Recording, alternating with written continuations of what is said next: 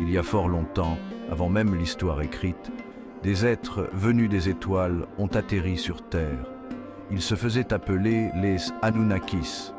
Ces voyageurs célestes ont été attirés par une terre d'une beauté et d'une puissance immense, un endroit que nous connaissons aujourd'hui sous le nom de Québec.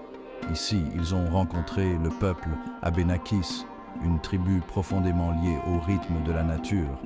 Les Abénakis possédaient une sagesse ancienne transmise de génération en génération. Ils vivaient en harmonie avec la terre et ses créatures. Les Anunnakis, avec leur technologie avancée, ont reconnu les Abénakis comme des âmes sœurs. Ils voyaient en eux une pureté de cœur et une profonde révérence pour le monde naturel.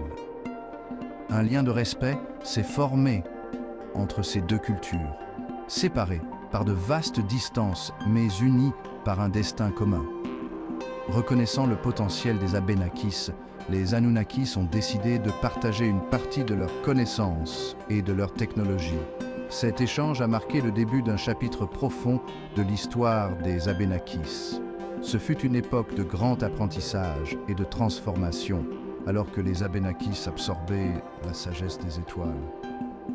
Les Anunnakis ont fait aux Abénakis des cadeaux dépassant l'imagination, des outils et des connaissances qui allaient façonner leur destin et celui du monde. Les Anunnakis possédaient une technologie bien supérieure à tout ce que l'humanité connaissait. Ils manièrent le pouvoir du cosmos, pliant l'énergie et la matière à leur volonté. Parmi leurs nombreuses merveilles se trouvaient des dispositifs capables de capter l'énergie de la Terre et des étoiles. Ces dispositifs, alimentés par des cristaux d'origine surnaturelle, pouvaient guérir les malades et manipuler le tissu même de la réalité.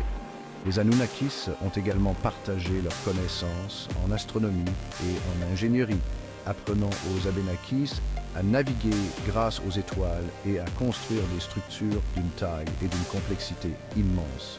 Des preuves de ces anciennes merveilles sont encore disséminées dans le paysage québécois. Des cercles de pierre alignés sur les corps célestes laissent entrevoir des connaissances astronomiques avancées. Ces dons n'ont pas été accordés à la légère. Les Anunnakis étaient conscients de la responsabilité que conférait un tel pouvoir.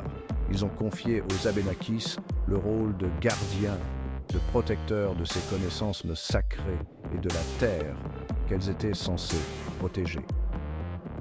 Honorés par cet honneur, les Abénakis ont juré d'utiliser ces dons avec sagesse pour le bien de leur peuple et la préservation de leur monde.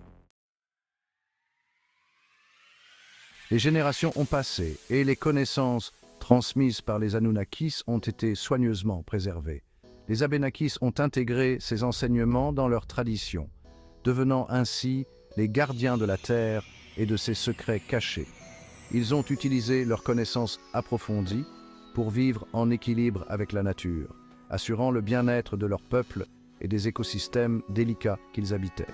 Leur compréhension de l'interdépendance de toute chose a guidé leurs actions, favorisant un respect durable du monde naturel. Les Abénakis ont transmis les histoires de leurs bienfaiteurs célestes par des chants, des danses et des traditions orales.